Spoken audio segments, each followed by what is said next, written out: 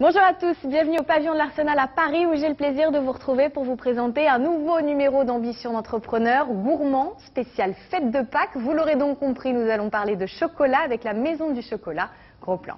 C'est le week-end de tous les excès. En quelques jours, en quelques heures, les chocolatiers jouent une partie de leur saison. Pâques, pour nous, une période très importante, entre 10 à 12% du chiffre d'affaires, sur une période très courte. Canards, cloches, lapins et œufs, depuis 38 ans, la Maison du Chocolat conçoit et commercialise avec le concours de 550 salariés des gourmandises distribués dans 7 pays différents. C'est difficile en France. En revanche, la marque fait 40% de son chiffre d'affaires à l'international. Et en conséquence, nous sommes dans des pays dans lesquels nous avons de la croissance qui permet globalement à l'entreprise de s'en sortir bien. Internationalisation, mais aussi innovation pour rester compétitif sur un marché très concurrentiel. L'atelier de création est composé de 3 personnes où nous développons tout au long de l'année 30 nouveaux bonbons de chocolat. Ce qu'il faut savoir, c'est que derrière ces 30 bonbons de chocolat, il y a à peu près 200 essais de recettes. Des recettes évidemment à base de cacao, mais question de quelle couleur? La France, j'ai envie de dire, c'est le marché du chocolat et le marché du chocolat noir. Par différence à la Suisse, qui est plutôt sur un chocolat lacté et un peu sucré.